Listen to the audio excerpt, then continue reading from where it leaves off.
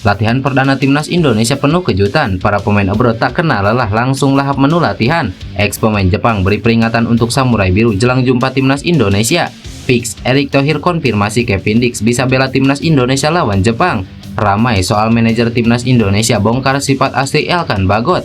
Pengakuan jujur Mesilgers jelang hadapi Jepang dan Arab Saudi. Jadi, simak informasi selengkapnya sebagai berikut.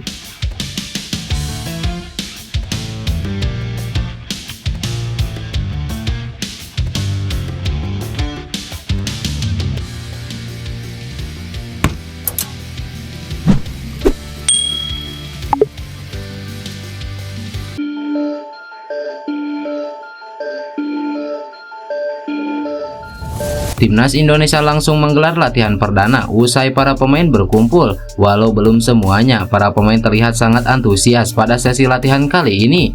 Pada sore hari tadi, pasukan Sintayong hanya menggelar latihan pemulihan di Gym Hotel. Namun, memasuki malam harinya, skuad Garuda menjalani latihan di lapangan Madia Senayan, Jakarta.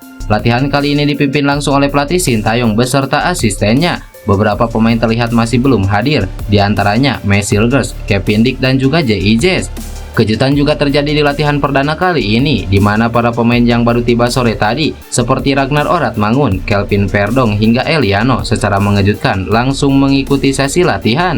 Latihan kali ini tentu saja merupakan persiapan Sintayong jelang menghadapi dua laga berat. Sintayong diharapkan mampu meramu strategi terbaik guna mengamankan tiket ke round 4 atau bahkan ke Piala Dunia. Diharapkan para pemain yang tampil di laga melawan Jepang maupun Arab Saudi bisa memberikan dampak positif bagi timnas Indonesia. Di sisi lain, timnas Jepang juga mulai menjalani latihan perdana jelang menghadapi timnas Indonesia. Menariknya, hanya 6 pemain Samurai Biru yang ikut latihan di lapangan A Kompleks GBK sore tadi. 6 pemain Jepang yang menjalani latihan perdana mayoritas merupakan pemain yang berkarir di Liga Jepang alias bukan abroad. Latihan digelar terbuka untuk media, tetapi sekeliling lapangan ditutup oleh kain hitam yang disinyalir untuk mencegah orang dari luar untuk memerhatikan mereka. Tim asuhan Haji Memoriyasu memang belum dalam kondisi lengkap H-4 jelang menghadapi timnas Indonesia. Pasalnya, mayoritas pemain mereka merupakan pemain yang berkarir di luar negeri alias abroad, terutama di Eropa.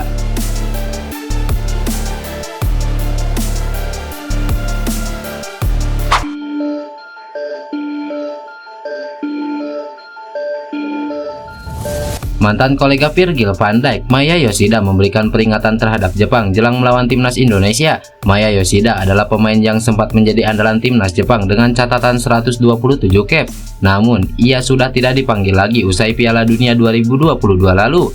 Di level klub, pemain berusia 36 tahun ini juga punya catatan apik dengan tampil di beberapa klub ternama seperti Southampton, Sampdoria, dan kini LA Galaxy. Pemain yang pernah berduet dengan Virgil van Dijk di Southampton ini juga ikut buka suara jelang Jepang melawan timnas Indonesia.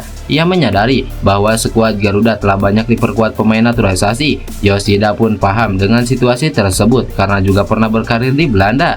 Pemain berusia 36 tahun ini menjelaskan bahwa Jepang harus mewaspadai anak asuh Sintayong. Ia menegaskan pemain naturalisasi yang dimiliki timnas Indonesia punya kualitas apik. Walau begitu, Yoshida tetap percaya diri bahwa Samurai Biru yang dinahkodai Haji Memoriyasu akan bisa memenangkan pertandingan. Sekarang ada banyak pemain naturalisasi di Indonesia. Naturalisasi berarti mengubah negara Anda. Karena Indonesia awalnya koloni Belanda, ada pemain dengan akar Belanda.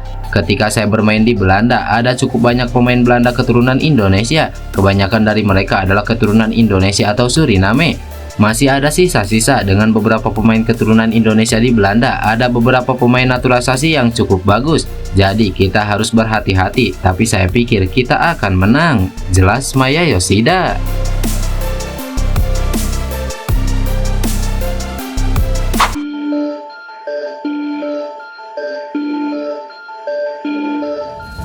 Ketua Umum PSSI Erick Thohir mengonfirmasi Kevin Dix turun tangan saat timnas Indonesia melawan timnas Jepang. Kevin Dix sudah resmi menyandang status WNI usai pengambilan sumpah di Copenhagen, Denmark pada 8 November 2024 lalu. Erick memastikan Kevin Dix bisa turun pada laga melawan Jepang. Hal tersebut tak terlepas dari proses naturalisasi yang berlangsung cepat. Ex-presiden Inter Milan itu berharap kehadiran Kevin Dix mampu memperkokoh lini pertahanan Indonesia, apalagi lawan yang dihadapi adalah Jepang yang memiliki peringkat FIFA tertinggi di Asia. Alhamdulillah Kevin Dix akhirnya dipastikan dapat bermain memperkuat timnas Indonesia saat skuad Garuda menjamu Jepang. Terima kasih kepada Presiden Republik Indonesia Prabowo Subianto yang selalu mendukung sepak bola Indonesia. Harapannya tentu dengan kehadiran Kevin Dix, lini pertahanan timnas Indonesia semakin tangguh. Dengan pengalamannya bermain di Liga Champions pastinya tidak diragukan. Jelas Erick Thohir.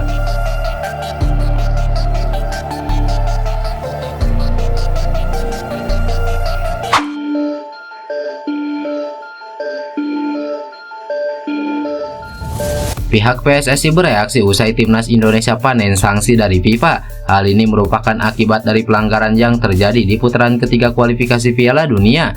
Timnas Indonesia mendapatkan 4 hukuman dari FIFA. Pertama, berupa teguran karena telat kick-off ketika menghadapi Australia. Gara-gara telat kick-off lagi sewaktu melawan Cina, pelanggaran terulang itu membuat timnas Indonesia didenda 178 juta. Lebih lanjut, manajer timnas Indonesia Sumarji dan asisten pelatih Sintayong Kim Jong Jin juga menerima hukuman dari FIFA imbas kontra Bahrain. Sumarji mendapatkan sanksi larangan menemani timnas Indonesia dalam satu pertandingan, sedangkan Kim Jong Jin 4 laga, keduanya sama-sama didenda 89 juta. Hal ini membuat anggota Esko PSSI Arya Sindulingga buka suara. Menurutnya PSSI akan melakukan perbaikan dan evaluasi. Kami mematuhi saja terhadap denda yang diberikan oleh FIFA, apalagi memang kami perlu evaluasi dan perbaiki diri. Apa yang memang menjadi kesalahan-kesalahan kami, seperti telat kick-off dan sebagainya. Kalau ada ofisial kami, seperti Pak Sumarji itu, kami terima. Sebab memang kondisi pada saat itu, Pak Sumarji berusaha untuk menjaga, supaya jangan sampai pelatih timnas Indonesia yang terkena hukuman. Makanya kami terima sanksi dari FIFA, ujar Sumarji.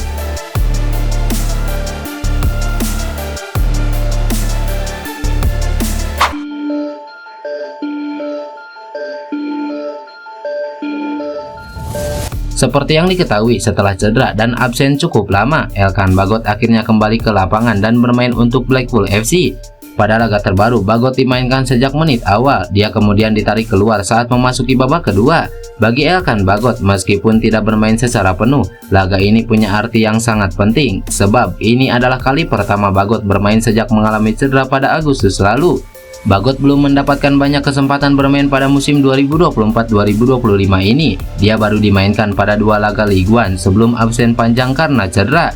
Meski dinyatakan sudah pulih, nyatanya Elkan Bagot tetap tak dipanggil ke skuad Garuda. Masalahnya dengan Sintayong masih menjadi persoalannya. Banyak yang menduga jika Elkan Bagot terlalu egois dan tidak mau meminta maaf kepada Sintayong. Namun hal itu dibantah oleh manajer timnas Indonesia Sumarji. Dia mengungkapkan jika Bagot salah satu pemain yang punya kepribadian yang baik, baik itu di lapangan maupun di luar lapangan. Mulai kangen katanya nama Elkan Bagot, Pak Manji. Elkan anak baik. Elkan anak baik. Saya sering bicara sama Elkan. Dia suka belajar bahasa Indonesia sama saya. Oh iya. Ya, saya masih sering cecetan. Isinya apa tuh Pak Cet? Ya, cuman tanya kabar, kamu bagaimana, gitu. Kayak gitu-gitu aja. Tapi sebenarnya dia masih sangat berhasrat untuk membela timnas Indonesia. Saya udah nggak pernah nanya, itu kan semua kalau itu kan dipanggil tidak kan tergantung dari pelatih kan. Saya tidak pernah, ya cuman karena saya anggap Elkan anak baik, sering chat gitu, ya udah gitu-gitu aja gitu.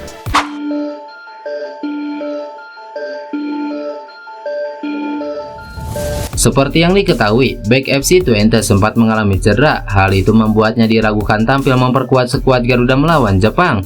Akan tetapi, kabar terbaru menunjukkan bahwa Mesilges sudah sembuh. Pemain berusia 23 tahun ini sudah tampil ketika FC Twente bersua Ajax Amsterdam. Kendati begitu, kabar apakah pemain keturunan Manado ini bisa bermain untuk timnas Indonesia ketika melawan Jepang masih simpang siur. Di sisi lain, Mesilges yang baru sembuh dari cedera mendapatkan kepercayaan bagaimana mengatur waktu istirahat, karena berikutnya ia dijadwalkan melawan Jepang dan Arab Saudi.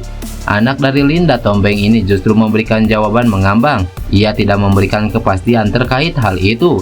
Mesilges mengatakan bahwa dirinya menjalani jadwal pertandingan yang padat, jadi harus berhati-hati jika ingin terhindar dari cedera.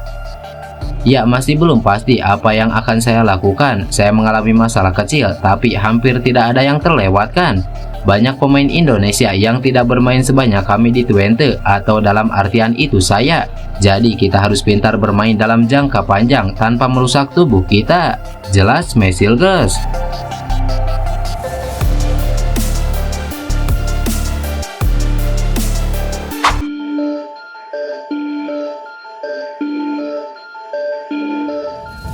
Timnas Futsal Indonesia terus mendapatkan kabar baik. Usai menjadi juara Piala AFF Futsal 2024, Indonesia ditunjuk sebagai tuan rumah Piala Asia Futsal 2026.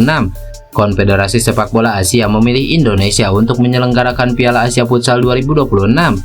Sebelumnya, Timnas Futsal Indonesia keluar sebagai kampiun Piala AFF Futsal 2024 di Thailand. Indonesia mengalahkan Vietnam 2-0 di babak final. 2 gol Timnas Futsal Indonesia ke gawang Vietnam dibuat oleh Muhammad Saifullah pada menit ke-6 dan Muhammad Rizky Xavier pada menit ke-19. Gelar ini menjadi yang kedua untuk Indonesia.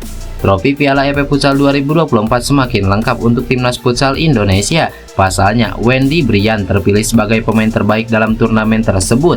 Pelatih Timnas Futsal Indonesia Hector Sauto bangga dengan perjuangan para pemainnya. Ini dianggapnya sebagai pembuka jalan untuk membuat futsal kian berkembang.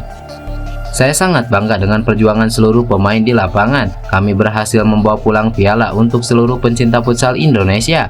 Pasti akan memberikan dampak besar untuk perkembangan futsal di masa yang akan datang. Ini baru awal dan harus ditingkatkan. Federasi sudah menunjukkan komitmen perubahan mulai dari Timnas Futsal Indonesia hingga kompetisi, ujar Hector Sauto.